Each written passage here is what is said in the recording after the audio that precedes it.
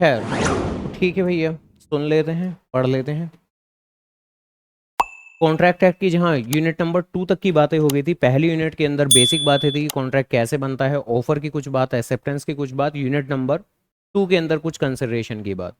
तो जहाँ unit number 1 के अंदर ही हम लोगों ने पढ़ा था कि आमतौर पे एक वैलिड कॉन्ट्रैक्ट बनने के लिए क्या क्या चीज़ें सही होनी चाहिए, कि कौन कौन सी पार्टी ऐसी हैं जो कि वैलिड हैं। यहाँ सबसे पहले हम कुछ एक पार्टीज़ की बात करेंगे। देन उसके बाद में हमने कहा था कि फ्री कंसेंट का होना भी काफ़ी ज़्यादा ज़रूरी है।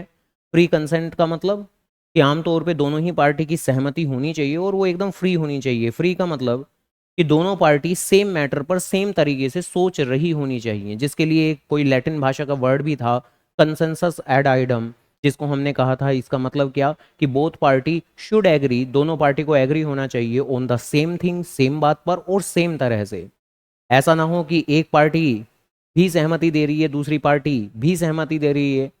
पहली पार्टी ने बोला मैं अपनी गाड़ी बेच दूंगा, वो सोच रहा है मैं अपनी वाइट गाड़ी बेचूंगा, और दूसरी जो पर्सन है वो तो किसी और ही बात को सोचकर अपनी सहमति प्रकट कर रहा है। तो अगर ऐसा नहीं है, यानी किसी तरह का कोई कॉन्फ्लिक्ट है, कोई कन्फ्यूजन है, तो ऐसे सिचुएशन में वैलिड कॉन्ट्रैक्ट नहीं रहेगा। तो फ्री कंसेंट का होना काफ़ी ज़्यादा ज़रूरी है। और फ्री कंसेंट कब नहीं होती? जब इनमें से कुछ भी होगा, इनमें से कुछ भी होगा। ये सारी की सारी कुछ हद तक कह सकते हैं एक नेगेटिव चीज़ें हैं, जैसे कि कोर्जियन। ये वर्ड हम लोगों ने पहले भी सुना था, यूनिट नंबर 1 के अंदर ही सुना था।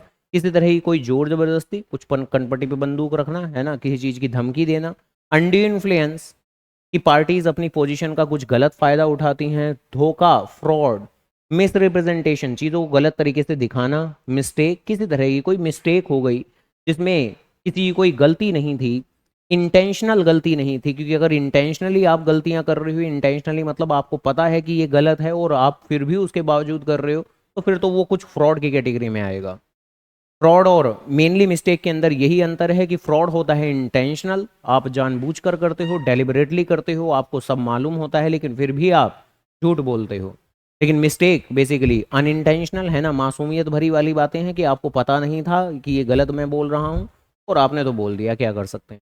इसके अलावा कि कंसिडरेशन लॉफुल, और उसका जो ऑब्जेक्ट है वो लॉफुल होना चाहिए। और बिल्कुल भी एक वैलिड कॉन्ट्रैक्ट बनने के लिए कॉन्ट्रैक्ट एक्सप्रेसली डिक्लेयर्ड वॉइड नहीं होना चाहिए। तो ऐसे से कुछ एक बातें पढ़नी है इस एंटायर यूनिट के अंदर हमें। तो बारी बारी से बात पढ़ते हैं, जहां सबसे पहले तो इसी ही हिस्से की बात होने वाली है हमारी, कैपेसिटी टू ए कॉन्ट्रैक्ट। जहां काफी ज्यादा बेसिक सी बातें हैं कि कौन पार्टी जो कि है कैपेबल है टू डू कॉन्ट्रैक्ट, कॉन्ट्रैक्ट करने के लिए। तो आमतौर पे कौन? बच्चा या मेजर, यानी 18 साल से ऊपर का या 18 साल से नीचे का? हाँ, 18 साल से ऊपर का। और जो मानसिक तौर पर बिल्कुल सही हो। तो देखो, पहली कंडीशन आपकी है कि वो मेजर होना चाहिए, माइनर नहीं होना चाहिए। हालांकि क्या कोई माइनर भी कॉन्ट्रैक्ट कर सकता है या नहीं कर सकता है? कोई माइनर भी क्या कोई कॉन्ट्रैक्ट कर सकता है या नहीं कर सकता है? हाँ, कर सकता है। खैर, तो आम तौर पर तो नहीं कर सकता, लेकिन रेयरली कर भी सकता है। बट उसके लिए तो कुछ अलग से ही रूल बनाए गए हैं, और वो जो भी अलग से रूल होंगे तो वो तो अलग से ही पढ़ेंगे। इसी यूनिट के अंदर पढ़ना है हमें, इसी ही यूनिट नंबर 3 के अंदर पढ़ना है कि law relating to minor contract, minor के द्वारा किए गए कॉन्ट्रैक्ट का क्या कानून है। लेकिन आम तौर पर अगर बात करें तो माइनर जो भी है वो कॉन्ट्रैक्ट करने के लिए कैपेबल नहीं माना जाता। अगर कोई माइनर कर रहा है कॉन्ट्रैक्ट, तो उसके बिहाफ पर उसके गार्जियन, उसके कोई पेरेंट्स वगैरह जरूर साइनिंग वगैरह की जिम्मेदारी जरूर लेंगे, ऐसे करके कुछ बातें। तो आमतौर पर तो माइनर इन एलिजिबल है, एलिजिबल नहीं है कॉन्ट्रैक्ट करने के लिए। साउंड माइंड, वो मानसिक तौर पर बिल्कुल सही होना चाहिए, वो पूरी तरह से डिस्क्वालीफाई नहीं होना चाहिए। अब ये क्या होता है, ये तीन की तीन कंडीशंस क्या क्या होती हैं, तो इन्हीं को बारी बारी से पढ़ना है हम लोगों को। तो सबसे पहले तो आमतौर पे कैपेसिटी शब्द का मतलब क्या है, तो कैपेसिटी टू ए कॉन्ट्रैक्ट का मतलब कि कौन कैपेबल है, किसमें योग्यता है एक सही कॉन्ट्रैक्ट करने की। तो कैपेसिटी का मतलब क्या है? Competence, competence of the parties to make a contract. Competence शब्द का मतलब क्या है? योग्यता, कि कौन योग्य है, कौन कैपेबल है to do a valid contract. आमतौर पे एक वैलिड कॉन्ट्रैक्ट बनने के लिए एसेंशियल रिक्वायरमेंट बहुत सारी हैं। ऑफर है, एक्सेप्टेंस है, वैलिड कंसिडरेशन है, लॉफुल कंसिडरेशन है। लेकिन कैपेसिटी टू ए कॉन्ट्रैक्ट भी तो है कि आमतौर पे पार्टी कैपेबल होनी चाहिए। क्योंकि अगर किसी माइनर ने आमतौर पर कॉन्ट्रैक्ट किया तो आमतौर पर तो वो वॉइड ही रहेगा। आमतौर पे अगर किसी अनसाउंड माइंड पर्सन ने कॉन्ट्रैक्ट किया तो वो आमतौर पर तो वॉइड ही रहेगा। तो बेसिकली ये एक जो एसेंशियल एलिमेंट थे उनमें से एक पॉइंट ही था। आमतौर पे कौन कॉम्पिटेंट रहेगा, तो वही वाली बात जो हमने पीछे पढ़ी थी कि कौन लोग कॉम्पिटेंट रहेंगे जो इन 3 कंडीशन को फॉलो कर देंगे। तो हु हैज अटेन्ड, जो अटेन कर चुके हैं एक एज ऑफ मेजोरिटी। हालांकि हम एज ऑफ मेजोरिटी जानते हैं। अच्छा, एज ऑफ मेजोरिटी है कितनी हमारी कंट्री के अंदर, तो कितनी है? आ, हाँ, 18 साल है ना, सीधी सी बात है। हालांकि क्या ये जो एज ऑफ मेजोरिटी है, और जिसका मतलब क्या है, जिसका मतलब है कि आमतौर पर कितने साल के बाद में आपको वोटिंग राइट मिल जाएंगे। तो एज ऑफ मेजोरिटी का मतलब कि कितने साल के बाद में आपको वोटिंग राइट मिल जाएंगे। ये जो एज की लिमिट होती है ये तो अलग अलग केस में अलग अलग हो सकती हैं। जैसे कितने साल बाद आपको वोटिंग राइट मिल जाएंगे, तो जब आप 18 साल से ऊपर के हो जाएंगे और तब आप मेजर कहलाओगे। अलग अलग चीज़ों के केस में अलग अलग एज लिमिट लगाई गई हैं। जैसे कि ड्राइविंग लाइसेंस कब बनवा सकते हैं, कोइंसिडेंस ये है उन्होंने भी 18 साल ही बोल दिया कि 18 साल से पहले आप डीएल यानी ड्राइविंग लाइसेंस नहीं बनवा सकते। बट कल को अगर चाहें कोई स्टेट अपने स्टेट के अंदर ये क्या ड्राइविंग लाइसेंस बनवाने का रूल है, क्या वो चाहे तो क्या बदल सकते हैं? तो बेशक बदल सकते हैं, उन्हें कोई दिक्कत नहीं है। जो ड्राइविंग लाइसेंस की एज लिमिट है, क्या वो जरूरी है बिल्कुल एज ऑफ मेजोरिटी की जितनी ही रहे? तो जवाब है ना। अब अगर सपोज करो कोई स्टेट चाह रहा है, सोच रहा है कि हमारे हिसाब से 18 साल थोड़ा ज़्यादा जल्दी है, तो इसे थोड़ा लेट कर दें, जितना ज़्यादा जल्दी बच्चों को अलाउ ना करें कि हाँ वो व्हीकल वगैरह चलाएं, तो वो अगर चाहें कि आप 20 साल कर सकते हैं, कर सकते हैं। और कोई स्टेट अगर चाहे कि नहीं, अब आजकल तो बच्चे बड़े फास्ट एंड फ्यूरियस हो गए हैं, ठीक है, जब ग्राउंड लेवल पे हमें दिख ही रहा है कि 13-15 साल के बच्चे भी आराम से चला लेते हैं गाड़ियाँ, ठीक है जी, गाड़ी भी चलाते हैं, बाइक चलाते हैं, स्कूटी चलाते हैं। तो जब चला ही रहे हैं तो हम ही उन्हें एक बार चेक कर लेते हैं कि वो योग्य भी हैं या नहीं, यानी पहले उन्हें लाइसेंस के दायरे में ले आते हैं। तो क्यों नहीं इसे 15 साल कर दें? तो क्या वो ऐसा कर सकते हैं ड्राइविंग लाइसेंस वाले? तो यस कर सकते हैं, वो अपने उन्हें कानूनों में बदलाव करना पड़ेगा। तो देखिए वो तो एक कोइंसिडेंस है कि हमारी कंट्री में जो कि ड्राइविंग लाइसेंस की एज लिमिट है वो भी 18 साल ही है। और इसके अलावा और भी काफ़ी सारी लिमिट हैं, जैसे कि मैरिज लिमिट, कि आप कितनी साल की उम्र से पहले शादी नहीं कर सकते हमारी कंट्री के अंदर। तो वो एज बेसिकली अलग अलग डिसाइड की गई है कि हाँ भाई, गर्ल्स के केस में एज कुछ और होगी और बॉयज़ के केस में लिमिट कुछ और होगी। अगेन उस लिमिट को भी क्या ऊपर नीचे किया जा सकता है? तो हाँ जी, किया जा सकता है। तो यहाँ एज ऑफ मेजोरिटी का मतलब क्या है? तो यहाँ पर एज ऑफ मेजोरिटी का कोई मैरिज वाली लिमिट से कोई लेना देना नहीं है, ड्राइविंग वाली लिमिट से कोई लेना देना नहीं है। यहाँ पर लेना देना है आपका कि कब आप वोटिंग करने के लिए एलिजिबल रहेंगे। और ये जो ये 18 साल की लिमिट है, क्या इसको भी आगे चलकर ऊपर नीचे किया जा सकता है या नहीं? तो हाँ, सरकार कर तो सकती है, सब कुछ सरकार के ही तो हाथ में है। हालांकि ये एज ऑफ मेजोरिटी जब सरकार ने तय की है, तो सरकार तो जो कुछ भी तय करती है, कुछ भी अगर बोलती है, कोई भी कानून बनाती है, कानून ही तो है, तो वो बकायदा किसी ना किसी एक्ट के तहत बनाती है। क्या कॉन्ट्रैक्ट एक्ट के? नहीं, कॉन्ट्रैक्ट एक्ट के नहीं। तो आमतौर पे जो सबसे पहली वाली बात है एज ऑफ मेजोरिटी, तो ये क्या है? तो बड़ा आसान, एज ऑफ मेजोरिटी हमारी इंडिया में रेगुलेट होती है इंडियन मेजोरिटी एक्ट 1875, जिसके तहत आज की डेट में एवरी पर्सन जो इंडिया में है shall attain the age of majority on completion of 18 years of change, not before. हालांकि वही वाली बात कि भाई ये इंडियन मेजोरिटी एक्ट 1875 है, क्या आगे चलकर इस एक्ट के तहत सरकार इस लिमिट को बदल भी सकती है? तो बिल्कुल बदल सकती है।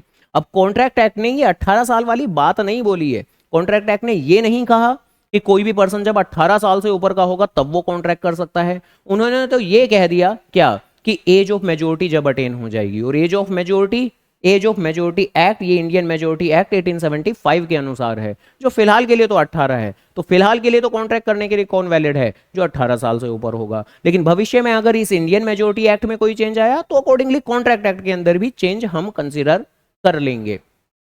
तो यहां पर ये जो पहली वाली लिमिट है, ये तो यही वाली बात की जो पर्सन है वो एज ऑफ मेजोरिटी को अटेन कर चुका हो, और age of majority is 18 years age per the Indian majority act. तो बस ऐसे करके आपको बात रिटेन करनी है। देन उसके बाद में दूसरी कंडीशन कि जो पर्सन है वो साउंड माइंड का होना चाहिए। अब साउंड माइंड का क्या मतलब हुआ?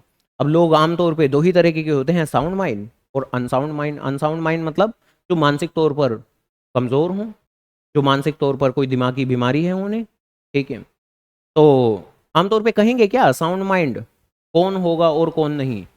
एक चीज होती है क्या कि रैशनल डिसीजंस। रैशनल डिसीजन मतलब सोच समझ के बुद्धिमत्ता के साथ लिए गए फैसले, जो आमतौर पे हर किसी पर्सन से उम्मीद तो करते हैं कि उसके पास में रैशनल माइंड है, वो सोच समझ सकता है, वो जजमेंट ले सकता है। तो जिसके पास रैशनल माइंड है, हो या ना हो, लेकिन उम्मीद करता है कानून की आपके पास है। तो ज्यादातर जिसके पास में भी आमतौर पर रैशनल माइंड है, वो सोच समझ सकता है, तो वो साउंड माइंड का है।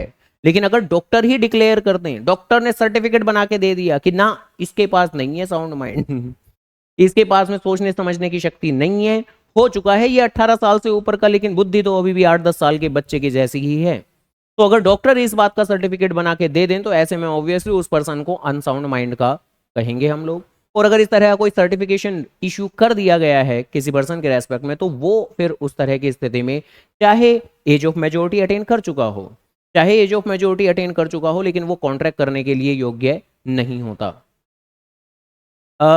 हालांकि यहाँ पर कुछ और बातें भी हैं, क्या क्या वो अभी बात करते हैं। तो person of a sound mind, person of a sound mind, तो जिसमें सबसे पहली बात तो यही आएगा कि आमतौर पे किस पर्सन को हम साउंड माइंड का कहेंगे। तो a person is said to be of sound mind, एक पर्सन को पुकारा जाएगा कि वो साउंड माइंड का है अगर अगर अगर अगर अगर वो चीजों को सोच समझ सकता है, जिस मैटर में कॉन्ट्रैक्ट बन रहा है उस कॉन्ट्रैक्ट की टर्म्स एंड कंडीशन को समझ सकता है। तो for the purpose of making a contract, किसी भी पर्सन को कॉन्ट्रैक्ट बनाने के लिए साउंड माइंड का कब कहा जाएगा? At the time when he makes it capable of understanding, वो इस समझने के योग्य है, and of forming a rational judgement, वो रैशनल जजमेंट ले पाएगा, सोच समझ के लिए गए फैसले बुद्धिमत्ता के साथ, विवेक के साथ, as to the effect upon his interest, और उन कॉन्ट्रैक्ट का उसके इंटरेस्ट पर यानी उसके ऊपर क्या असर आएगा, क्या लाइबिलिटी आएगी, कितना पैसा देना पड़ेगा। तो अगर वो इन चीजों को सोचना समझने के योग्य है, फॉर्म कर सकता है एक रैशनल जजमेंट, तो उसे पुकार देंगे हम साउंड माइंड, कोई दिक्कत की बात नहीं है। हालांकि यहां पर थोड़ी सी बात है, क्या दो बातें और पढ़नी है हमें। वो बातें क्या कि अगर कोई पर्सन है मिस्टर ए जो कि अनसाउंड माइंड का है, कोई पर्सन है मिस्टर ए जो कि अनसाउंड माइंड का है, कोई पर्सन है मिस्टर बी जो कि साउंड माइंड का है, तो अब अगर कोई अनसाउंड माइंड का है तो ऑब्वियसली क्या वो कॉन्ट्रैक्ट करने के लिए वैलिड है? तो कॉन्ट्रैक्ट करने के लिए वो अलाउ नहीं है, वो कैपेबल नहीं है। और अगर वो साउंड माइंड का है तो ठीक है, वो कॉन्ट्रैक्ट करने के लिए अलाउड है, कोई दिक्कत की बात नहीं है। लेकिन क्या जो अनसाउंड माइंड का है, अनसाउंड माइंड का मतलब मानसिक रोगी, तो आमतौर पे क्या वो जिंदगी भर मानसिक रोगी रहेगा? कभी तो ठीक हो सकता है। अगर शुरुआत में डॉक्टर ने सर्टिफिकेट बना के दिया था, अपने प्रेस्क्रिप्शन पे लिखा था कि हाँ भाई ये मानसिक रोगी है, ये आमतौर पे चीज़ों को सोच समझ नहीं सकता, एक रैशनल जजमेंट नहीं बना सकता, तो क्या आप जिंदगी भर के लिए कह दें कि ये तो इनकैपेबल है कॉन्ट्रैक्ट करने के लिए, कि एक बार हो गए बावड़े तो बस अब तो जिंदगी भर गए काम से, अब नहीं कोई कॉन्ट्रैक्ट कर सकते? तो ऐसा तो नहीं है।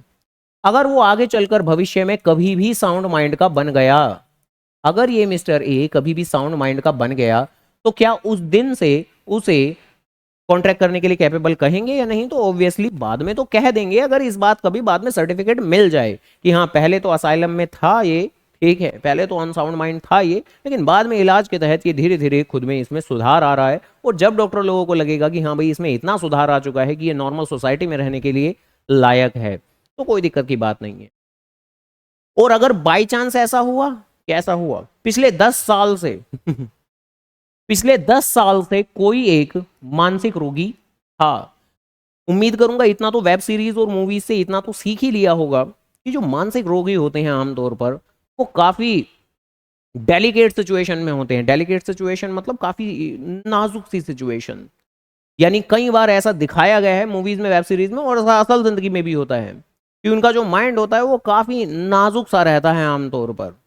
तो 10 साल से वो बीमार था, बाद में धीरे धीरे थेरेपी दी जा रही है, साइकोलॉजिस्ट के द्वारा थेरेपी दी जा रही है, धीरे धीरे वो बेटर हो रहा था। 10 साल बाद उसे काफी बेटर माना गया और उसे नॉर्मल समाज में छोड़ दिया सर्टिफिकेट बना के कि अब ये इस स्थिति में है, और बड़े ही आराम से उसने अगला 1 साल बिना किसी परेशानी के गुजारा।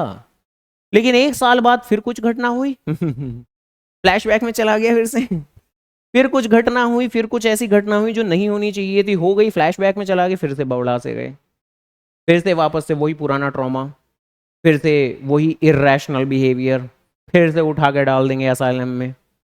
यानी जो पर्सन आमतौर पर अनसाउंड माइंड है लेकिन कुछ वक्त तक के लिए साउंड हुआ लेकिन फिर से अनसाउंड माइंड हो गया, तो ऐसे में क्या क्या क्या रहेगा कॉन्ट्रैक्ट्स का स्टेटस? तो ऑब्वियस सी बात है, जब वो शुरुआती 10 साल में अनसाउंड माइंड था तब तो वो कॉन्ट्रैक्ट करने के लिए कैपेबल था ही नहीं। लेकिन जो वो 1 साल का दौरान था, जो 1 साल के दौरान कह सकते हैं कि वो साउंड माइंड का था, अगर उस 1 साल के दौरान कोई भी उसने कॉन्ट्रैक्ट किया होगा तो वो एक वैलिड कॉन्ट्रैक्ट माना जाएगा या इनवैलिड? हाँ, तो वो वैलिड माना जाएगा। ध्यान रखिएगा, कोई भी पर्सन साउंड हो अनसाउंड हो कोई फर्क नहीं पड़ता। किस बात से फर्क पड़ता है कि जिस वक्त कॉन्ट्रैक्ट बनाया जा रहा है उस वक्त उसकी स्थिति क्या है। अब चाहे वो पिछले 10 साल या 20 साल से अनसाउंड माइंड हो, अगर वो जिस वक्त कॉन्ट्रैक्ट बना रहा है, अगर 6 महीने के लिए ही आया है बाहर असाइलम से और उस 6 महीने के दौरान ही सब कुछ डिक्लेयर कर दिया गया था कि जी ये तो साउंड माइंड है, और उसने उस दौरान अगर कोई भी कॉन्ट्रैक्ट किया तो वो वैलिड कॉन्ट्रैक्ट रहेगा, कोई दिक्कत की बात नहीं है। बाद में चाहे वो दोबारा से फ्लैशबैक में चला जाए उससे कोई फर्क नहीं पड़ता। यहां कॉन्ट्रैक्ट इसकी डेफिनेशन के अंदर भी ये वाला वर्ड हमारे लिए काफी ज्यादा मेन है, क्या कि ये तय कब किया जाता है कि कोई भी पर्सन साउंड माइंड का है for the purpose of making a contract, किस वक्त तय किया जाता है? तो eight the time he makes it मतलब ही मेक्स द कॉन्ट्रैक्ट। तो जब कॉन्ट्रैक्ट बनाया जाएगा तब उसके बेसिस पे तय किया जाएगा कि वो पर्सन कैपेबल है या नहीं। उस वक्त से पहले चाहे वो साउंड हो अनसाउंड हो हमें कोई लेना देना नहीं। अब उस वक्त से पहले सपोज करो मिस्टर बी अच्छा खासा भला चंगा पर्सन, कोई दिक्कत की बात नहीं है, कॉन्ट्रैक्ट करने के लिए कैपेबल है, लेकिन कभी भी किसी भी साल के दौरान सपोज करो साल 2010 कुछ हो गया, पता नहीं क्या हो गया, तो जिसके कारण से अनसाउंड माइंड हो गया कुछ वक्त के लिए, सपोज करो से 6 महीने के लिए, और उस 6 महीने के दौरान ही उसने कोई कॉन्ट्रैक्ट कर लिया, क्योंकि जो जिस पार्टी के साथ में कॉन्ट्रैक्ट कर रहा था वो उसे इस बात की जानकारी नहीं थी, वो आमतौर पे उससे मिलता रहता था, जब मिलता रहता था तब तो अच्छा खासा भला चंगा इंसान था वो साउंड माइंड। 6 महीने के ड्यूरेशन के दौरान वो थोड़ा सा मानसिक तौर पर रोगी बना, डॉक्टर ने भी सर्टिफाई किया था, लेकिन उसे छोड़ दिया था भारी, सामने वाली पार्टी को पता नहीं था इस बारे में और उसने कर लिया कोई कॉन्ट्रैक्ट। और आगे चलकर अगर ये प्रूव हो जाए, क्या प्रूव हो जाए कि वो पार्टी तो उस वक्त ट्रॉमा में थी, तो उस तरह की सिचुएशन के अंदर इस टाइम ड्यूरेशन के दौरान अगर कोई भी कॉन्ट्रैक्ट बनाया जाएगा तो वो वैलिड नहीं होने वाला, तो वो इनवैलिड करार दिया जाएगा। वापस से ठीक हो जाने के बाद में अगर कॉन्ट्रैक्ट करोगे तो कोई दिक्कत नहीं है, तो वैलिड रहेगा। तो मेन मुद्दे की बात इन सारी बातों से मुझे क्या समझाना है कि आमतौर पर एक पर्सन जो आमतौर पर हमेशा अनसाउंड माइंड रहता है, क्या वो कभी कॉन्ट्रैक्ट कर सकता है? हाँ, जब वो बीच में कुछ वक्त के लिए साउंड माइंड का होगा तब वो कॉन्ट्रैक्ट कर सकता है। और आमतौर पे जो साउंड माइंड का होगा वो तो हमेशा कॉन्ट्रैक्ट कर सकता है, लेकिन तब कॉन्ट्रैक्ट नहीं कर सकता अगर बीच में कुछ वक्त के लिए भी वो अनसाउंड माइंड का हुआ। तो यहां पर ये दो बातें हैं, तो दोनों बातों को बारी बारी से जरा देखें।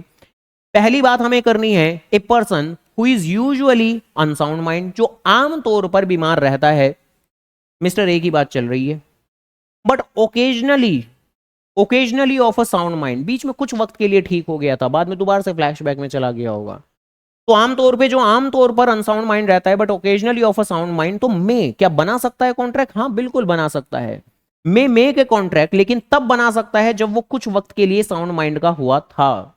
और दूसरी बात होने वाली है मिस्टर बी की, कि person who is usually of a sound mind, आमतौर पे अच्छा खासा भला चंगा इंसान, but occasionally of unsound mind, बीच में कुछ वक्त के लिए अनसाउंड माइंड का हो गया, तो वो आमतौर पे तो कॉन्ट्रैक्ट कर ही सकता है, पूरे टाइम कॉन्ट्रैक्ट कर सकता है, आमतौर पे यूजुअली साउंड माइंड का ही है, लेकिन मे नॉट, वो कॉन्ट्रैक्ट नहीं कर सकता। कब नहीं कर सकता? तो may not make a contract when he is of a unsound mind, क्योंकि आमतौर पे तो कर ही सकता है वो, क्योंकि आमतौर पे तो साउंड माइंड ही है वो। तो बताओ जी, क्या ये वाली बात समझ में आ गई है क्या? और अगर कभी भी आपने उस दौरान कॉन्ट्रैक्ट किया जब आप अनसाउंड माइंड के थे, जब आप अनसाउंड माइंड के थे, तो ऐसे कॉन्ट्रैक्ट क्या रहेंगे? पूरी तरह से इनवैलिड, बल्कि इनवैलिड से ज्यादा बेटर हम तो लॉ में वर्ड यूज करते हैं, वॉइड। तो position of unsound mind person, किसी भी अनसाउंड माइंड पर्सन ने अगर कोई कॉन्ट्रैक्ट किया तो ऐसे में वो कॉन्ट्रैक्ट क्या रहेगा? पूरी तरह से वॉइड, इनवैलिड। तो बताओ जी, क्या बात समझ में आ गई है क्या? हाँ ठीक है, ओके। जैसा कि हमने कहा था ये 3 कंडीशन है, तो जरा तीसरी कंडीशन सुन लें आराम से और ध्यान से। Age of majority sound mind, तीसरा कि वो पर्सन डिस्क्वालीफाई नहीं होना चाहिए from making a contract by any law, किसी भी कानून के तहत, to which he is subject, जिसके जो कानून उसके ऊपर एप्लीकेबल है। क्वालिफाई होने का क्या मतलब है कि आप वो काम कर सकते हो, है ना, क्वालिफाइड हो आप वो काम कर सकते हो। डिस्क्वालिफाइड होने का मतलब वो काम नहीं कर सकते।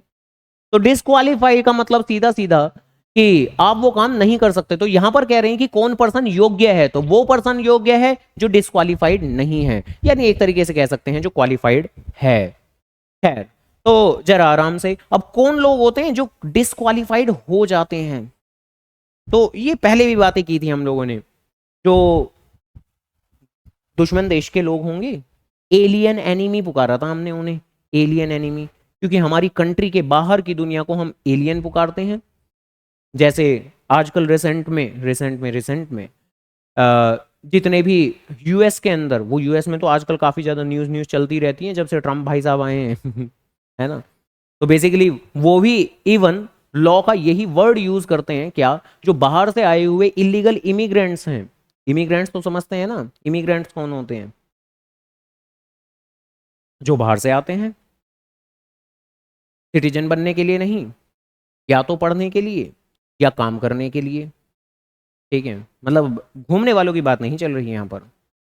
ठीक है, जो परमानेंटली बेसिस पर आ रहे हैं, घूमने वालों की बात नहीं चल रही, टूरिस्ट की बात नहीं चल रही। क्योंकि कोई भी घूमने के लिए इलीगल तरीके से नहीं जाता कभी भी किसी कंट्री में। भाई घूमने के लिए जाना है तो पासपोर्ट बनाओ, वीजा बनाओ, कोई दिक्कत की बात नहीं है, चले जाओ। घूमने के लिए तो नॉर्मली लीगल रूट से ही जाते हैं।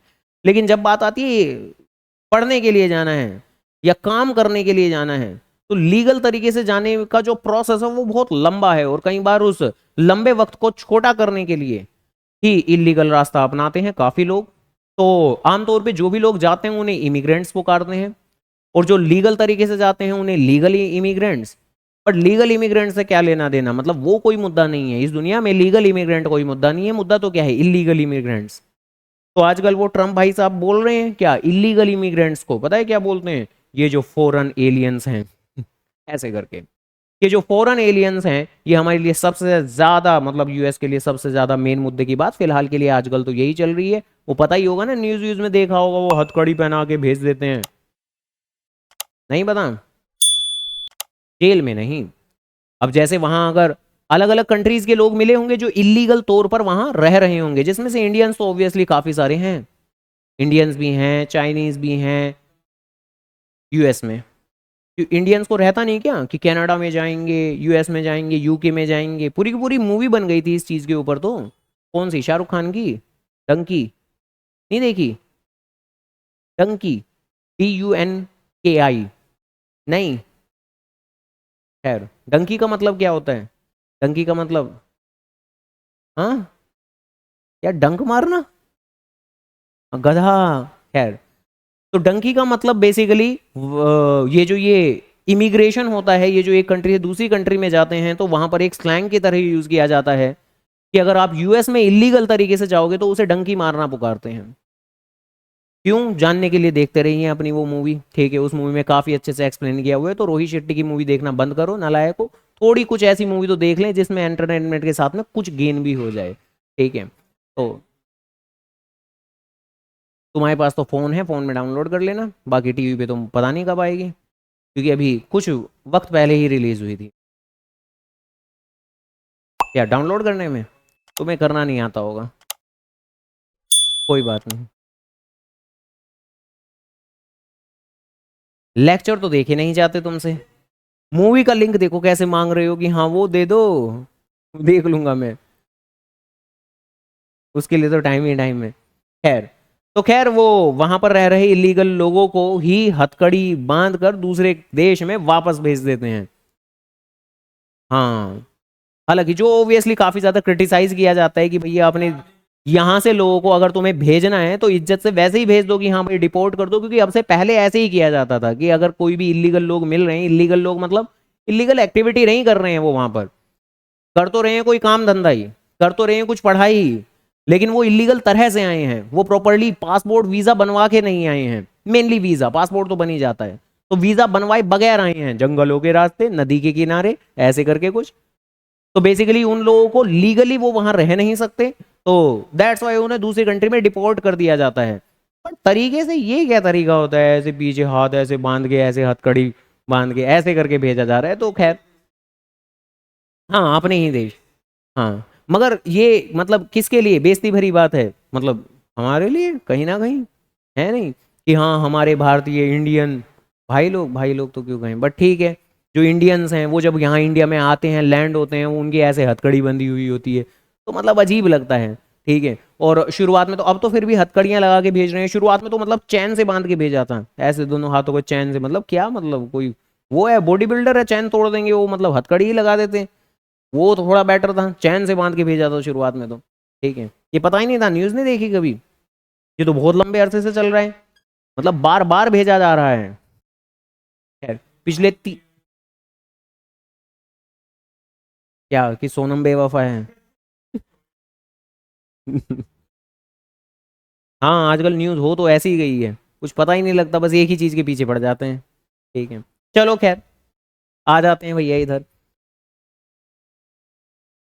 ठीक है, लग गया पता सोनम का, कि सोनम बेवफा है ना, कर दिया हम। ठीक है, हाँ भैया, तो जरा सुन लेते हैं, तो ये जितने भी इस तरह के लोग हैं डिस्क्वालीफाई रहने वाले हैं, कौन कौन से जरा सुनते हैं। तो देखिए, एक तो माइनर और पर्सन ऑफ अनसाउंड माइंड, ये तो कॉन्ट्रैक्ट कर सकते हैं या नहीं, ये तो बिल्कुल नहीं कर सकते, ये तो कंडीशन नंबर 1 से तो हमने यही बोल दिया था कि माइनर आमतौर पे वैलिड नहीं है कॉन्ट्रैक्ट करने के लिए। कंडीशन नंबर 2 से हमने ये बोल दिया था कि जो अनसाउंड माइंड के पर्सन हैं वो एलिजिबल नहीं है कॉन्ट्रैक्ट करने के लिए। तो बट इनके अलावा कुछ अदर पर्सन भी हैं जो साफ तौर पे डिस्क्वालीफाई किए गए हैं फ्रॉम द कॉन्ट्रैक्टिंग, पार्शियली और होली, या तो पूरी तरह से या कुछ हद तक। और अगर बाय चांस इस तरह के लोगों ने कोई भी कॉन्ट्रैक्ट किया, तो उस तरह के कॉन्ट्रैक्ट पूरी तरह से वॉइड माने जाएंगे। ये लोग बिल्कुल भी कॉम्पिटेंट नहीं होते, योग्य नहीं होते, इनकी इनकम्पिटेंसी टू ए कॉन्ट्रैक्ट में एराइज, वो एराइज हो जाती है किसी पॉलिटिकल स्टेटस से, किसी कॉरपोरेट स्टेटस से, किसी लीगल स्टेटस से, या even following persons fall in a category, जैसे कि फॉरेन सोवनर्स, इसका क्या मतलब वो अभी बात करते हैं, ambassador, alien enemy, corporations, convicts, insolvent. तो मेनली तो कौन पर्सन जो कि हैं वो इन एलिजिबल हैं, जो कॉन्ट्रैक्ट नहीं कर सकते, तो एक तो सबसे पहले तो यही बोलेंगे, जितने भी एलियन एनिमी हैं, जिस कंट्री के साथ में हमारे कटु रिश्ते हैं, पाकिस्तान, उनके साथ में अगर आपने कॉन्ट्रैक्ट करने की कोशिश की, वो भी उस दौरान जब हमारी कंट्री ने मना किया हुआ है। कई बार बीच बीच में कहते हैं ना कि हाँ ठीक है, हाँ कर लेंगे भाई, झगड़ा एक तरफ लेकिन ट्रेड एक तरफ, ट्रेड में नुकसान नहीं होना चाहिए, लेकिन कभी कभी तो ऐसा होता है, जो फिलहाल भी अभी है, कि हाँ नहीं, ऐसे कैसे दुश्मन के साथ ट्रेड, बिल्कुल भी नहीं, वैसे भी हमें उनकी इतनी जरूरत नहीं जितनी उन्हें हमारी जरूरत है, तो हमें तो नहीं है ना इतनी जरूरत, तो ठीक है हटा देते हैं। तो फिलहाल के लिए तो बिल्कुल कह सकते हैं कि हाँ, अगर पाकिस्तान के साथ में ट्रेड किया, इस वक्त कोई भी कॉन्ट्रैक्ट किया, तो उसको एलियन एनिमी की कैटेगरी के अंदर क्लासिफाई करेंगे, तो नहीं कर सकते हैं। तो कुछ कंट्री जिनके साथ में हमारे नॉर्मल या मधुर रिश्ते होते हैं, तो उनके साथ आप ट्रेड करो, कोई दिक्कत की बात नहीं है, वो तो एलियन फ्रेंड की कैटेगरी में आएंगे, तो उनके साथ आप कॉन्ट्रैक्ट कर सकते हो, वो डिस्क्वालीफाई नहीं है कॉन्ट्रैक्ट करने के लिए। लेकिन एलियन एनिमी के साथ अगर करोगे तो वो कॉन्ट्रैक्ट नहीं होगा। इसके अलावा कौन नहीं कर सकते, कॉन्विक्ट, कॉन्विक्ट मतलब, हाँ कॉन्विक्ट हुए हैं मतलब, कॉन्विक्ट का मतलब क्या होता है, हाँ को क्या, कॉन्विक्ट का मतलब, कॉन्विक्ट, हाँ बुरे लोग, जेल बंदी, जिन्हें जेल हो चुकी है, नहीं हो नहीं सकता, उसके घर वाले ले आए वहां पर, एग्रीमेंट साइन करवा लें जेल के अंदर, ऐसे जेल के अंदर मिलना तो अलाउड होता ही है ना, शायद मूवीज में देखा होगा कि वो 10 मिनट का टाइम होता है, या कुछ भी एक टाइम होता है कि चलो चलो उठ जाओ टाइम हो गया, है ना। हाँ, तो मिल तो सकते ही है ना, तो अगर वो चाहें तो कॉन्ट्रैक्ट तो करवा सकते हैं, लेकिन वो वैलिड नहीं होगा। हालांकि यहाँ पर बात चल रही है जो जेल बंदी है, इस बारे में पहले भी मैंने बात की थी कि ऐसा नहीं है कि अगर कोई भी पर्टिकुलर पर्सन, जो कई बार मूवीज में दिखता है कि वो सलाखों के पीछे होता है, तो वो क्या जेल में है, नहीं, अलग अलग चीजें होती हैं, लॉकअप होता है, जुडिशियल कस्टडी होती है, देन उसके बाद जेल होती है, अलग अलग चीजें हैं। लॉकअप तो क्या होता है, जो कि पुलिस थानों में होता है, जुडिशियल कस्टडी तो क्या होती है, जो बेसिकली होता जेल में ही है। आप पहुंचोगे कहाँ, जाओगे कहाँ, जेल में ही पहुंचोगे आप। लेकिन जेल में आपके लिए एक सेपरेट सेगमेंट बनाया जाएगा, क्योंकि आपका प्रोसेस क्या है, शुरुआत में अगर किसी भी एक पर्सन को पुलिस अरेस्ट करती है, शुरुआत में अपने पास लॉकअप में रखती है, इन्वेस्टिगेशन करती है, और फिर उसके बाद में बहुत लंबे वक्त तक, नहीं लॉकअप जेल नहीं होता, लॉकअप एक जेल की तरह होती है जहां ऑब्वियसली वो अरे वो नहीं देखा क्या, कुछ जेल तो ऐसी होती हैं जो थानों में ही होती हैं, वहीं थानेदार वहीं साइड में बैठा रहता है ना। और कुछ जेल तो ऐसी होती है वो तो लाइन से ही जेल होती है, वहां तो सारे सारे कैदी कैदी कैदी ही कैदी रहते हैं और एक जेलर रहता है। वो होती है बकायदा जेल, होती है बकायदा जेल जहां जेलर होता है ना। और वहां गुंडागर्दी रहती है काफी ज्यादा। ठीक है, तो वो पुलिस थाने वाला जो होता है वो तो लॉकअप होता है। वहां तो आमतौर पर एक पर्टिकुलर लॉकअप, एक पर्टिकुलर प्रेमाइसेस में क्या, दो, हाँ थोड़ी देर मारते हैं और थोड़ी देर बाद कई बार छोड़ भी देते हैं। ठीक है, क्योंकि आमतौर पे पुलिस वालों को हक है क्या, कि अगर किसी पर्सन पे शक है, शक भी है, तो उसे लॉकअप में लेके जा सकते हैं, चाहे सबूत भी ना हो, लेके जा सकते हैं, लेके जा सकते हैं, लॉकअप में लेके जा सकते हैं, तुड़ाई कर सकते हैं। और फिर दो ही बातें होंगी, या तो पुलिस वालों को कोई सबूत मिल जाए और या ना मिले। अगर सबूत मिल गया तो गए काम से, फिर तो लॉकअप में ही रहोगे, और अगर सबूत ना मिला फिर तो छोड़ना ही पड़ेगा। तो आमतौर पे अगर सबूत मिल गया तो भी क्या लंबे अरसे तक आपको लॉकअप में रखा जा सकता है, तो जवाब है ना। क्योंकि पुलिस वालों के ऊपर भी प्रेशर होता है कि अगर वो कोई भी एक एफआईआर कर रहे हैं तो वो एक सर्टेन टाइम तक ही उसकी इन्वेस्टिगेशन कर सकते हैं। इन्वेस्टिगेशन करने के बाद में एक वो पुकारते हैं ना, कई बार सुना होगा, चार्जशीट फाइल करना। चार्जशीट, चार्जशीट का मतलब क्या, कि अलग अलग कानूनों के अंदर कुछ एक सेक्शन, कि भाई इसके ऊपर सेक्शन कौन से लगाएं, कि इसने हत्या हत्या का आरोप है तो दफा 302 के तहत, है ना। तो अलग अलग सेक्शन लगाए जाते हैं, क्योंकि अलग अलग जो सेक्शंस होते हैं उनमें अलग अलग सजाएं होती हैं। तो 302 लगाया, या अगर पर्सन नहीं मरा यानी मारने की कोशिश की गई है तो 304 लगाया, अगर साजिश कर रहे हो, षड्यंत्र कर रहे हो तो 120 लगाया। और ये सारे सेक्शन किसके हैं, क्या कॉन्ट्रैक्ट एक्ट के? नहीं, ये तो एक सिविल लॉ है, आईपीसी के, इंडियन पीनल कोड, जो कि एक क्रिमिनल लॉ है। तो बेसिकली इनके सभी से एक सेक्शन लगा दिए जाते हैं कि इसने ये किया, चोरी की, जालसाजी की, धोखा दिया, सबूतों को मिटाया, हत्या करने की कोशिश की, या वट अलग अलग सेक्शन लगा दिए जाएंगे और फिर उसके बाद में उनको कोर्ट में फाइल किया जाएगा। क्या वो पर्सन दोषी अभी करार हो चुका है, तो जवाब है ना। चार्जशीट फाइल करने के बाद आगे काम सारा का सारा शुरू होता है कोर्ट का। अब कोर्ट दो काम कर सकती है, कोर्ट वापस में उस पर्सन को कभी भी लॉकअप में नहीं भेजेगी, आमतौर पर कभी भी लॉकअप में नहीं भेजेगी। अब या तो जो कोर्ट का जज होता है उसे लगता है कि ये जो पुलिस वाले हैं, यानी कि जो कोर्ट के अंदर खड़े हुए हैं जज हैं, उन लोगों को लग रहा है कि ये जो एडवोकेट हैं, एडवोकेट बहुत बेहतर हैं। कई बार होता है ना, मूवीज में देखते हैं कि कुछ एडवोकेट तो अलग ही लेवल के होते हैं, वो एडवोकेट कम जासूस ज्यादा होते हैं, है ना। वो तो मतलब पुलिस वाले तो बहुत छोटे ही लोग लगते हैं उनके आगे। तो वो कई बार मतलब पुलिस वालों के द्वारा जितने भी फाइल्ड सेक्शन हैं कि भाई इन्होंने 304 लगाया, 120 लगाया, 420 लगाया, वो सारे निराधार हैं, वो पूरी तरीके से गलत हैं। एडवोकेट ने साबित कर दिया, वो जासूस कैटेगरी का है ना, जोली एलएलबी या कोई भी इस तरह का एडवोकेट। तो अगर वाकई में एडवोकेट ने ये प्रूव कर दिया कि ये सेक्शन तो बिल्कुल ही खराब है, ये तो इस पर्सन पे कहीं से भी नहीं लगते, जबरदस्ती का फंसाया जा रहा है, या जो पुलिस वालों ने जो दो तीन अगर गवाह दिखाए हैं, वो गवाह को ही उन्होंने बातों में घुमा के, वो एडवोकेट करते हैं ना कई बार, बातों में घुमा के उनसे प्रूव करवा देते हैं कि तुम तो झूठी गवाही दे रहे हो, लो तुम्हारे ऊपर अलग से सजा। तो पुलिस वालों की अगर इन्वेस्टिगेशन में ही कमी निकाल दी जाए तो ऐसे में पर्सन को ऑन द स्पॉट छोड़ दिया जाता है, ऑन द स्पॉट छोड़ दिया जाता है। लेकिन अगर एडवोकेट इतना काबिल ना हो, या वाकई में उस पर्सन ने ही जुर्म किया हो, तो एडवोकेट इवन चाहे काबिल भी हो तब भी वो कैसे ही छुड़ा पाएगा, आसान तो नहीं रहेगा। तो फिर उस केस में तो दो बातें होंगी, या तो पुलिस वाले ये बात बोलेंगे, क्या बात बोलेंगे, कि हमें थोड़ी और इन्वेस्टिगेशन करनी है, इससे थोड़ी बोर और बातचीत करनी है, तो हाँ और उधेड़ना है, तो वो ऐसे में मांग करते हैं रिमांड की, रिमांड जिस चीज को पुकारते हैं रिमांड। हाँ, तो बेसिकली पुलिस वाले मांगते हैं रिमांड, और जो पर्टिकुलर पर्सन का एडवोकेट होगा जिसके ऊपर आरोप लगाया गया है वो मांगता है बेल, मुझे बेल दे दो, बेल। बेल बेल का मतलब क्या होता है, बेल का मतलब होता है कि मैं आता रहूंगा, जब जब बुलाओगे कोर्ट में मैं आता रहूंगा, बट छोड़ दो मुझे छोड़ दो। अब वही है, वो जज के ऊपर है कि वो क्या देगा, रिमांड या बेल। वो किन बातों पे निर्भर करता है भैया, असल जिंदगी में तो बहुत सारी बातों पे निर्भर करता है। किन बातों पे, कि जज के पास भी कुछ आया है या नहीं आया, ठीक है। या कई बार खैर बहुत से ईमानदार भी होते हैं जज, और काफी सारे, और ज्यादातर तो ईमानदार ही होते हैं, नहीं ज्यादातर ईमानदार होते हैं। जज की दुनिया में, हाँ।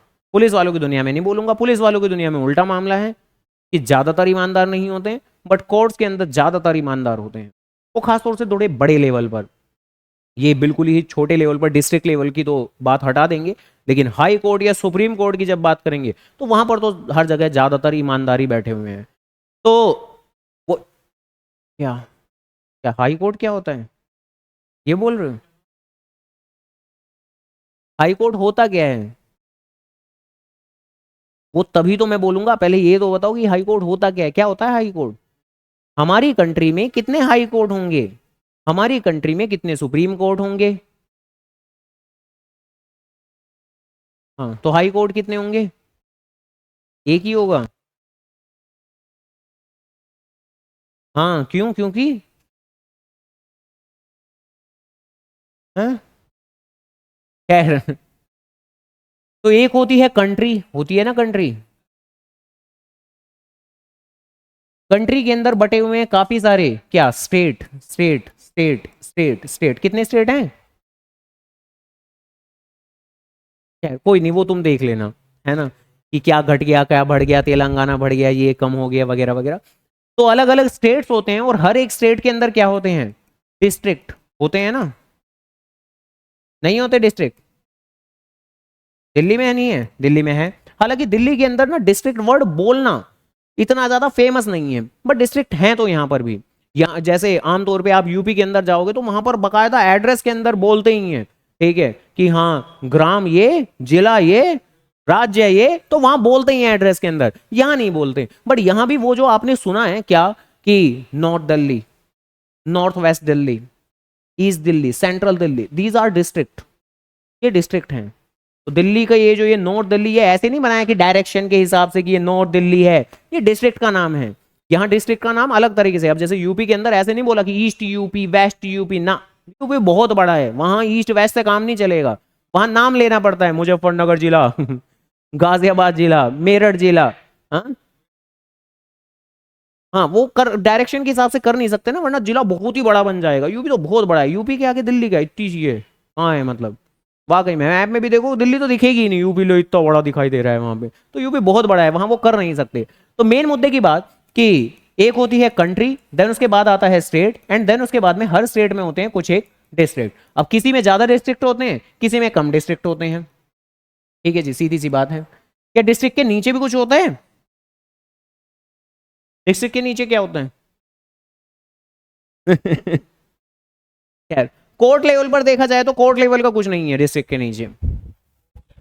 हाँ, कोर्ट की दुनिया में वैसे तो मतलब डिस्ट्रिक्ट के नीचे भी होता है, ठीक है जी। अगर वैसे बिल्कुल टू द पॉइंट चलूं मैं, तो डिस्ट्रिक्ट के नीचे कुछ तहसील होता है, तहसील के नीचे कस्बा होता है, कस्बे के नीचे गांव होता है, गांव के नीचे भी कुछ होता है, हाँ उसके नीचे भी कुछ होता है। खैर, तो प्रॉपर जो प्रोसीजर होता है छोड़ देते हैं ना, क्या करना है। और दिल्ली में तो ये सब कुछ नहीं है।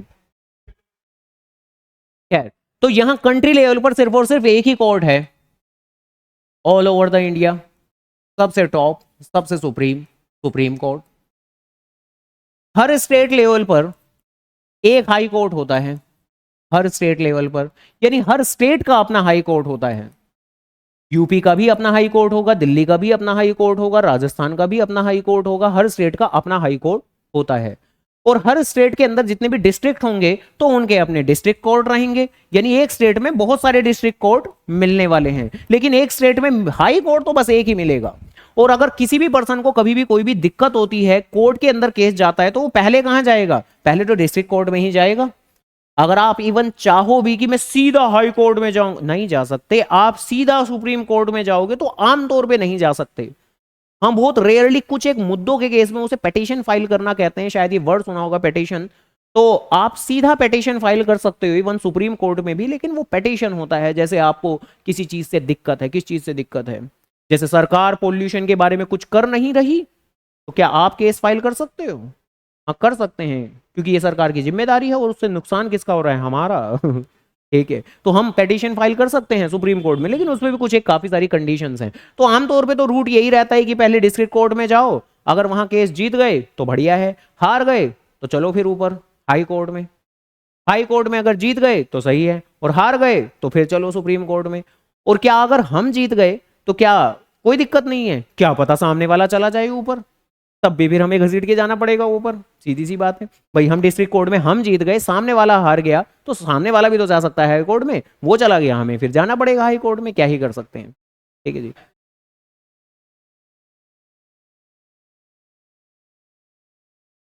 नहीं नहीं नहीं नहीं नहीं नहीं, वो दूसरी चीज थी, वो दूसरी चीज थी। चलो लॉ पढ़ ही रहे हैं तो ऑब्वियसली सारी बातें पता होनी चाहिए।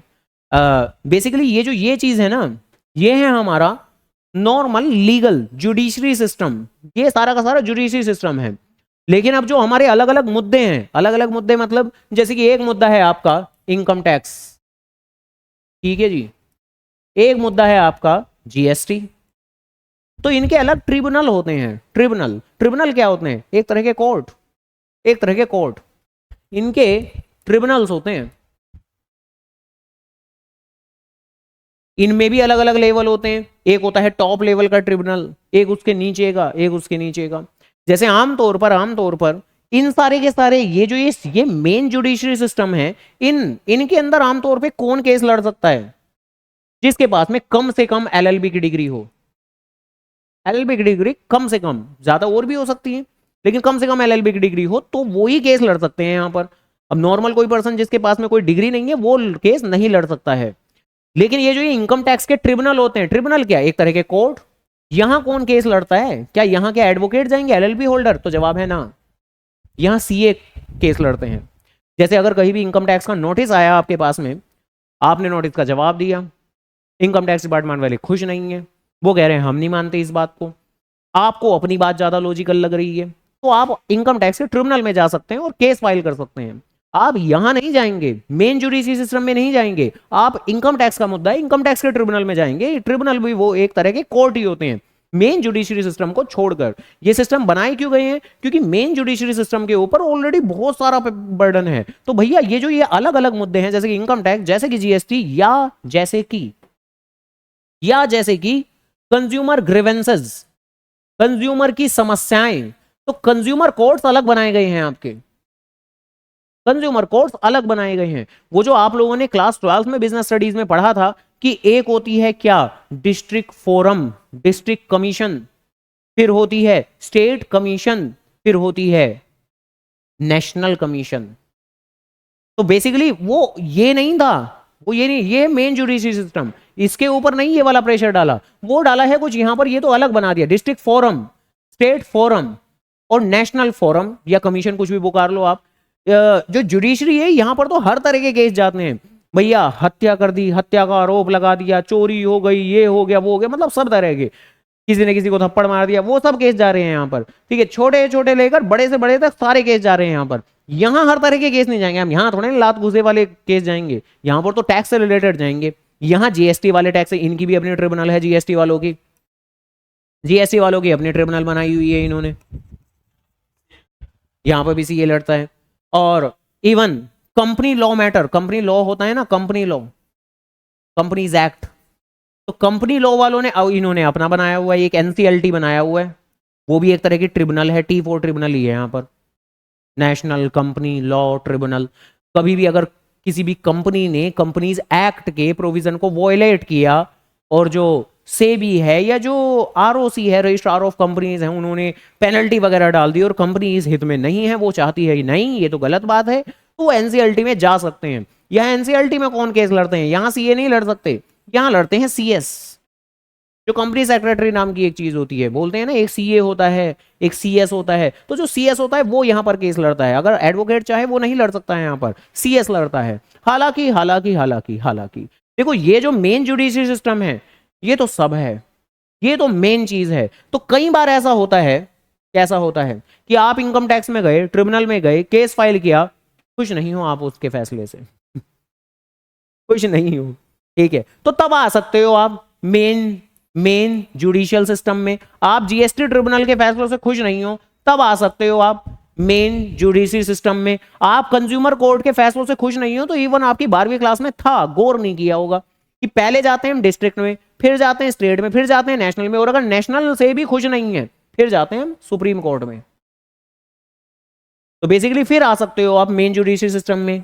ये इसके भी मुद्दे, यानी जो मेन जुडिशरी सिस्टम है भैया उस पर तो बाकी लोगों का भी है दबाव ठीक है, यहां तो सब आ रहे हैं, थप्पड़ मारना, चोरी करना, ठीक है, गाली गलौज करना, वो भी तो बोल दिया जाता है, वो भी इलीगल है। नहीं नहीं, बोलने से कुछ बदल नहीं जाएगा। अगर कोई पर्सन आपको गालियां दे रहा है और इस चीज का सबूत आप प्रूव कर सकते हो और आप इस मंशा में हो कि उसे कोर्ट में घसीटोगे, हालांकि असल जिंदगी में तो मतलब ठीक है, गाली गलौज को इग्नोर ही कर देते हैं, लेकिन अगर आप सोच रहे हो तो घसीट सकते हो, कोई दिक्कत की बात नहीं है। क्या करेगा? पेनल्टी डाल देगा। गाली गलौज करना बाहर सड़क पे वो तो बहुत बड़ा अपराध है। करते हैं लोग वो बात अलग है, क्योंकि सब इग्नोर ही तो करते हैं कि क्या ही है ये और, लेकिन बाहर सड़क पे करना तो बहुत बड़ा अपराध है। और अगर बंद कमरे में आप अगर किसी पर्सन को भी दे रहे हैं तो वो भी एक मेंटल टॉर्चर की कैटेगरी में फॉल करता है। किसी को मानसिक तौर पर प्रताड़ित करना ये तो होगा ही ना कानूनन अपराध। हाँ, बशर्ते बदले में तुम्हारे मुंह से कुछ ना निकला हो, है ना अगर तुम्हारे मुंह से निकल गया तो कुछ नहीं हो सकता, ठीक है। तो कानूनों की समझ सही तरीके से अगर रहती है हमें तो ठीक है, बातें बहुत हैं, ठीक है, सामने वाले को 2 मिनट में उसकी बैंड बजा के रख देंगे कि ऐसे कैसे कर रहे हो वगैरह वगैरह, तो ये होता है, ठीक है भैया, समझ गए? ओके, है कि तो मुझे पता ही था ना कि कुछ पता ही नहीं है, तो इसलिए पता ही कर लो, क्योंकि ये तो लो की बेसिक बातें हैं, तो ये तो जरूर पता होनी चाहिए हम लोगों को, ठीक है। तो हैं कहाँ पे? और अब अगर बात करूं कि हैं कहाँ पे, तो भैया दिल्ली का जो हाई कोर्ट होगा वो तो दिल्ली में ही होगा, और जो सुप्रीम कोर्ट होगा ये तो पूरी कंट्री का है, तो कंट्री की कैपिटल में यानी दिल्ली में ही है। हाँ, मगर ये कहीं ना कहीं होगा तो सही, तो कहाँ होगा? तो कंट्री की कैपिटल में, और इंडिया की कैपिटल क्या है? दिल्ली। तो बस दिल्ली में तो सुप्रीम कोर्ट भी है, और दिल्ली में तो दिल्ली का हाई कोर्ट भी है, और डिस्ट्रिक्ट कोर्ट तो है ही। अब जैसे ये Rohini court, Tis Hazari court, Karkardooma court, ये सब डिस्ट्रिक्ट कोर्ट हैं। हमारे आसपास जो सबसे ज्यादा नियर बाय कोर्ट है वो रोहिणी कोर्ट है। हाँ, है ना रोहिणी में कोर्ट, देखा है कभी? तीसदारी वाला देखा है, वो भी डिस्ट्रिक्ट कोर्ट है, ठीक है। जो हाई कोर्ट है, सुप्रीम कोर्ट है, ये सब सेंट्रल दिल्ली में है, सीपी, प्रगति मैदान के पास। पार्लियामेंट भी वही है ना? हाँ, तो सब है दिल्ली में, पार्लियामेंट भी है, हाई कोर्ट भी है, सुप्रीम कोर्ट भी है, सब है। हाँ, जो बाकी दिल्ली के अंदर तो सुप्रीम कोर्ट भी है, हाई कोर्ट भी है, लेकिन बाकी के स्टेट्स में तो सिर्फ और सिर्फ हाई कोर्ट ही है, ठीक है। हाँ, वही ब्लू लाइन पे सेंट्रल दिल्ली। हाँ, राजी चौक से उतर के हाँ, ठीक है, ओके, तो आओ कर लें पढ़ाई। नकली वाला है, नकली भी बनाते हैं घूमने के लिए, ये देख लो बच्चों, डमी रखा है यहाँ पे अच्छा, खैर, तो खैर, तो बात चल रही थी जेलबंदी की, तो जेलबंदी जो वाकई में दोषी करार हो चुके हैं, जो अभी किसी तरह की जुडिशियल कस्टडी में नहीं है। जुडिशियल कस्टडी का मतलब क्या हुआ कि कोर्ट ने बेसिकली बोल दिया है कि आपको बेल नहीं मिलेगी, लेकिन रिमांड पे भी नहीं भेज रहे। अब पुलिस वालों को रिमांड की जरूरत नहीं है, लेकिन अभी तक आपके ऊपर दोष साबित नहीं हुआ है, तो आपको भेज तो देंगे जेल में ही, लेकिन आपके ऊपर केस चलता रहेगा। मैक्सिमम जो पॉलिटिशियंस होते हैं उनका सबका यही स्टेटस होता है कि उनके ऊपर केस चल रहा होता है, लेकिन बस केस ही चल रहा होता है, लेकिन वो कॉन्विक्ट नहीं होते। बहुत रेयरली कोई पॉलिटिशियन ऐसे होते हैं जो वाकई में जिनके ऊपर केस चल रहा है और केस का फैसला भी आ गया है, फैसले नहीं आते आमतौर पर। जैसा लाइक अभी रिसेंट में काफी सारे आम आदमी पार्टी वाले, आम आदमी पार्टी गए थे काफी सारे जेल में, अरविंद केजरीवाल, सत्येंद्र जैन, मतलब उठा के सभी को तो डाल दिया था, लेकिन क्या कोई भी कॉन्विक्ट हुआ था? तो जवाब है ना। बल्कि कुछ कुछ तो काफी लंबे अरसे तक रहे थे, 1.5 साल 2 साल लगभग लगभग, ठीक है, कहाँ, तिहाड़ जेल ठीक है, तो वो जेल में रहे थे बकायदा, बाकी सभी कैदियों के साथ। तो लेकिन क्या वो कॉन्विक्ट थे? तो जवाब है ना। कॉन्विक्ट कब हो जाते हैं? जब बेसिकली फैसला आ जाता है। जैसे कि फॉर एग्जाम्पल लालू यादव, लालू यादव तो जानते होगे, हैं बिहार के लालू यादव तो उनके खिलाफ फैसला आ चुका था काफी लंबे अरसे पहले कि चारा घाट घोटाला उन्होंने कुछ किया था, लगभग कुछ 400 450 करोड़ का, बस इतना छोटा सा, ठीक है, हाँ बहुत छोटा है ये तो। तो उनके खिलाफ फैसला आ गया था। तो वो तो भैया परमानेंटली कॉन्विक्ट हैं, वो कोई कॉन्ट्रैक्ट नहीं लड़ सकते। इवन ये जो आम आदमी पार्टी वाले थे जेल में गए थे, क्या जेल से ही, जैसे अरविंद केजरीवाल थे, क्या वो जेल से ही अपनी सरकार को चला सकते थे, सीएम बने रह सकते थे? तो हाँ रह सकते थे, वो बात लगे उन्होंने अपनी पोजीशन चेंज कर दी कि नहीं अब नहीं, ठीक है। और क्या वो चुनाव लड़ सकते थे? तो वो चुनाव भी लड़ सकते थे, जब तक आप जेल में हो लेकिन दोषी नहीं हो तो आप एक आम नागरिक हो, आपके पास वो सारे फंडामेंटल राइट्स हैं जो एक आम नागरिक के पास होते हैं, आप जुडिशियल कस्टडी में जब तक हो। लेकिन अगर आप जेल बंदी बन चुके हो, आप कॉन्विक्ट बन चुके हो, आपके खिलाफ दोष साबित हो चुका है, तो आप इस दुनिया में हो ही नहीं, आपको एक दूसरी दुनिया में भेजा गया है जिससे कि आप खुद में सुधार कर सकें, ऐसा बोलता है कानून। ठीक है। कब तक रखते हैं? वो तो अलग अलग जुर्मों की अलग अलग सजाएं होती है, कभी कभी सजाएं मौत भी मिल जाती है, देखा नहीं मूवीज में कि फांसी की सजा दी जाती है? हालांकि आमतौर पे फांसी की सजा किस केस में दी जाती होगी फांसी? अगर किसी का खून कर दिया है तो क्या फांसी दे दी जाती है? तो देखिए इस चीज का जो लॉजिक होता है वो ये होता है कि अगर सामने वाला किसी और को मार रहा है जो डेफिनेटली एक गलत काम कर रहा है, क्या हम उसको मारकर एक और गलत काम कर दें तो उसमें और हम में अंतर क्या रहेगा? तो कानून किस तरह से चलता है कि भैया तुम एक मर्डरर हो, तुमने किसी को मारा है, हमें कोई हक नहीं है, ये भगवान की रचना है, भगवान इंसान बना रहे हैं, तो हम कोई नहीं होते कि हम किसी को मार दें। तो आमतौर पर तो मान के चल सकते हो कि कोई भी पर्सन अगर मर्डर कर रहा है तो 95% चांसेस हैं फांसी की सजा नहीं दी जाती, बिल्कुल नहीं दी जाती। आमतौर पर उम्मीद क्या की जाती है कि ये जो पर्सन है इसने कुछ स्थितियों में, कुछ सर्कमस्टेंसेस में ये मर्डर किया होगा, इसने जिस तरह से इसे सोचना चाहिए था उस तरह से इसने नहीं सोचा होगा, तो इसे फिलहाल के लिए सजा दे देते हैं। कैसी सजा? कि भैया तुम आम समाज में रहने के योग्य नहीं हो, तुम्हें जेल में डाल दिया जाएगा, और थोड़ा सोचो कितने साल, 10 साल, 14 साल, 15 साल, 18 साल, 20 साल, 21 साल, वट एवर, वो तो डिपेंड करेगा आप वहां जाकर अपना बिहेवियर कैसे दिखाने वाले हो। जैसे कहते हैं ना, काफी बार मूवीज में देखा होगा आप लोगों ने कि इसकी तो सजा माफ हो गई, इसकी तो सजा कम हो गई, क्योंकि अगर आप जेल में जाओगे, अच्छा बिहेवियर रखोगे, कभी किसी से झगड़ा नहीं करोगे, नॉर्मल जेलर जो जो बोलेगा, इंस्ट्रक्शंस देगा, वो सबको फॉलो करोगे, तो आमतौर पर अगर आप एक अच्छा बिहेवियर दिखा रहे हो तो आप ये जता रहे हो कि भाई मुझसे जो हुआ था वो एक अपराध था, डेफिनेटली था, लेकिन अब मुझे रिग्रेट है और अब मैं खुद को सुधारने के लिए तैयार हूं।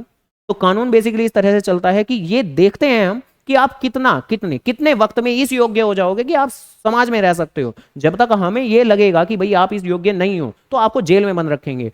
और अगर कुछ लोग तो ऐसे होते हैं ना जो वाकई में खून करते हैं, कैसे, जिस चीज को कई बार क्राइम पेट्रोल वगैरह में देखा होगा कि ये तो कोल्ड ब्लडेड मर्डर है, ब्रूटल, मल्टीपल स्टैबिंग, जो स्टैबिंग नाम की एक चीज होती है वो कानून के अंदर बहुत मैटर करती है। स्टैबिंग क्या होता है? मतलब एक तो होता है किसी का, अगर किसी पर्सन ने खून कर दिया है, भाई एक गोली मार दी है, ठीक है, ओके। एक होती है कि हाँ ठीक है चाकू मार दिया, बस ठीक है, ये कोई स्टैबिंग नहीं है। स्टैबिंग क्या कि गोली मार रहे हो, मारे ही जा रहे हो। रुक ही नहीं रहे, पहली मारी, दूसरी मारी, मर गया बंदा, फिर भी मारे जा रहे हो, और फिर मारने के बाद चीड़फाड़ कर रहे हो, होते हैं ना कुछ एक। या चाकू है ना, कुकर में पैक कर रहे हो, फ्रिज में रख दिया, ठीक है, लेके घूम रहे हो अपने साथ, ठीक है, ड्रम में डाल दिया। यानी अगर आप जो कर रहे थे वो सोच समझ के कर रहे थे, या जैसे बहुत सी बार न्यूज में भी आता है कि कोई पर्सन, मतलब ऐसा काफी बार आया हुआ है लिटरली, कि किसी पर्सन ने एक दूसरे पर्सन की हत्या कर दी और फिर बाद में आराम से रात को बैठ के वहीं टीवी चला के देख रहा था, खाना खा रहा था उसी के घर में, ठीक है।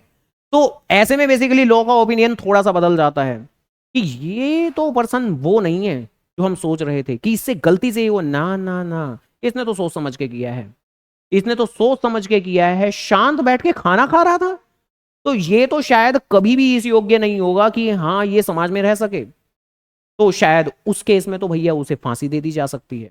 आमतौर पे अगर आप कोल्ड ब्लडेड मर्डर कर रहे हो, सोच समझ के साजिश करके हत्या कर रहे हो, वो भी मल्टीपल टाइम ब्रूटल तरीके से कर रहे हो, तो टाटा बाय बाय। क्योंकि भाई आक्रोश में आके हो गया, रिवेंज में आपने कर दिया, मर्डर कर दिया, बस ठीक है, या गलती से हो गया, कि शायद सुधार किया जा सकता है। आप कोई साजिश रच रहे हो कि 6 महीने से प्लानिंग कर रहे थे, अब जैसे सोनम बेवफा है, ठीक है, समथिंग लाइक दैट, कि पहले से सब कुछ पता था और उसके बाद में करने के बाद में बड़े आराम से उस जुर्म को छुपाया जा रहा है। अभी तक तो यही सब फैक्ट्स सामने आए हैं।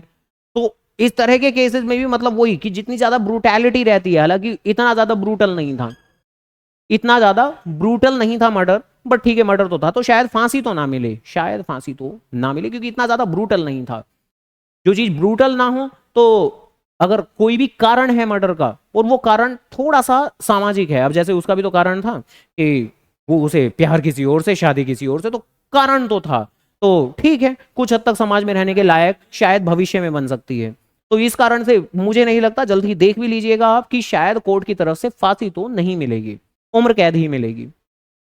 तो लेकिन आमतौर पे फांसी कब मिल जाती है, जब लिटरली जैसे बहुत से अगर ऐसे केस होते हैं कि एक माँ अपने बच्चों का ही मर्डर कर देती है, तो आमतौर पे फिर ऐसे केसेस में तो यही सोचा जाता है, जब ये अपने बच्चे तक को नहीं छोड़ रही, बाकी दुनिया वाले तो बेचारे अगर इसे गलती से भी कभी भी अगले 10 साल में 20 साल में भी इसे बाहर छोड़ दिया, ये किसको बख्शने वाली है। तो ऐसे सिचुएशन में तो ना सीधा फांसी की सजा। तो ऐसे इस तरह के जो इंस्टेंसेस होते हैं, cold blooded murder, brutal murder, जहां जो लॉ है वो ये उम्मीद करता है ये लोग नहीं सुधरने वाले ठीक है, तो तब वो फांसी की सजा दे देते हैं, तब वो भूल जाते हैं क्या कि हाँ कि ये तो भगवान की रचना है, इन्होंने मारा हम मारेंगे तो हमें इनमें क्या अंतर। उनका सीधा सा लॉजिक रहता है कि कल को हमने इन्हें छोड़ दिया और इन्होंने किसी और का मर्डर कर दिया, तो उसमें गलती किसकी होगी, हमारी, जज की, कानून की, सिस्टम की। तो अगर कोई पर्सन लग रहा है लॉजिकली ऐसा, तो उसे तो सीधा फांसी की सजा दे दी जाती है। या जैसे जो गुंडे होते हैं जो बहुत ज्यादा आतंक मचा देते हैं, तो उनको भी मान के चलो जैसे ही सीधा पकड़ेंगे, गए टाटा बाय बाय कर देंगे उनका, तो ठीक है। जिसने बहुत ज्यादा आतंक मचाया, थोड़ा बहुत मचाया, उसे छोड़ देते हैं कि ये शायद सुधर जाएगा बाद में, उसका पुलिस वाले नहीं छोड़ते, पहले एनकाउंटर कर देते हैं ठीक है। हाँ, विकास दुबे याद है तुम्हें खैर, तो कोई भी पर्सन कॉन्विक्ट हो वो कॉन्ट्रैक्ट नहीं कर सकता, इंसॉल्वेंट हो, दिवालिया हो, अब इंसॉल्वेंट भी तो वही होता है जो कोर्ट से इंसॉल्वेंसी का सर्टिफिकेट लेके बैठा हुआ है, तो वो भी बेसिकली जब उसका इंसॉल्वेंसी का प्रोसीजर चल रहा होगा और जब वो इंसॉल्वेंट का सर्टिफिकेट मिल जाता है, तो कुछ वक्त तक कोई कॉन्ट्रैक्ट करने के वो योग्य नहीं है। जितने भी एम्बेसडर हैं, अब ये एम्बेसडर कौन होते हैं, जो एम्बेसी में होते हैं, और एम्बेसी तो याद होगा ना, 12वीं क्लास में भी पढ़ा होगा, हाँ कि इंडिया की यूएस में है, इंडिया की रशिया में है, इंडिया की अलग अलग कंट्रीज में है, और क्यों है कि जिससे कि अगर हमारे सिटीजन कभी भी वहां जाएं और अगर उन्हें कोई दिक्कत हो, परेशानी हो, तो वो एम्बेसी में कांटेक्ट कर सकते हैं। और जिस तरह से इंडिया ने अपने एम्बेसी के ऑफिस बाहर खोले हुए हैं, तो बाहर की कंट्रीज ने अपने एम्बेसी के ऑफिस यहाँ खोले हुए हैं। तो आमतौर पे जो एम्बेसी होती है वो काफी ज्यादा एक डेलिकेट, काफी बड़ा ऑर्गेनाइजेशन होता है, उससे उम्मीद की जाती है कि वो जिस कंट्री में जाएंगे वहां के लोगों से रिश्ते ना बनाएं यानी कोई भी अगर यूएस की एम्बेसी ऑफिस यहां पर है, तो भैया वो एम्बेसडर यहां किस लिए आए हैं, सिर्फ और सिर्फ इंडियन गवर्नमेंट के साथ कोई बातचीत हो तो वो करने, या कोई भी यूएस सिटीजन इंडिया में घूमने के लिए आए और उसके फंडामेंटल राइट अगर इंडिया के पुलिस वाले या जुडिशियल सिस्टम एनफोर्स ना कराए, तो उसकी रक्षा के लिए वो यहां पर हैं। वो यहां पर प्लॉट खरीद रहे हैं, जमीन खरीद रहे हैं, इसलिए नहीं आए हैं। बल्कि इवन ज्यादातर एम्बेसीज के ऑफिस में रखा भी यही जाता है कि हाँ ये जो ये हम लोग भेज रहे हैं, यूएस ने अपना एम्बेसी का ऑफिस इंडिया में खोला, तो वहां पर वो एम्प्लॉय को बहुत लंबे वक्त तक टिकने नहीं देते, कभी भी कुछ वक्त के लिए यहां पर रखेंगे, फिर दूसरे एम्बेसी के ऑफिस में भेज देंगे, फिर तीसरे एम्बेसी के ऑफिस में भेज देंगे। आमतौर पे सपोज यही किया जाता है कि वो कॉन्ट्रैक्ट कभी नहीं करेंगे, तो कॉन्ट्रैक्ट नहीं करते जी, आमतौर पर अलाउड नहीं है। और फॉरेन सॉवनर्स ये भी लगभग वो कुछ ऐसे ही लोग होते हैं, एम्बेसी ऑफिस के ही लोग, एग्जैक्टली क्या वो हमारा मुद्दा नहीं है। और इसके अलावा ये कह रहे हैं कि कई बार इनकॉम्पिटेंसी अराइज हो जाती है आपके पॉलिटिकल स्टेटस से, कॉर्पोरेट स्टेटस से, या लीगल स्टेटस से। अब लीगल स्टेटस का तो यही मतलब हुआ कि किसी दूसरे कानून, यानी कॉन्ट्रैक्ट एक्ट नहीं, किसी दूसरे कानून ने इस पर्सन को नहीं मना कर दिया कि ये अलाउड नहीं है, तो वो भी कह रहा है कॉन्ट्रैक्ट एक्ट की ठीक है हम भी मान लेंगे फिर।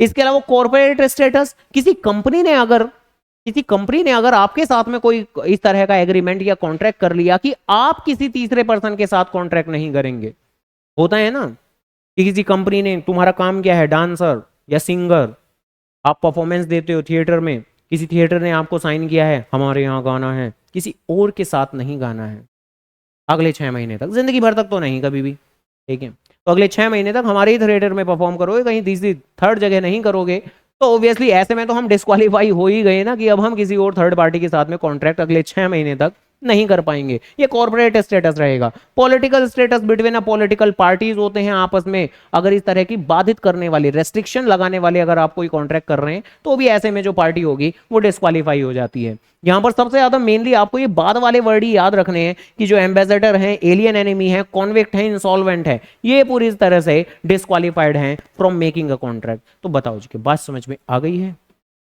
पक्का?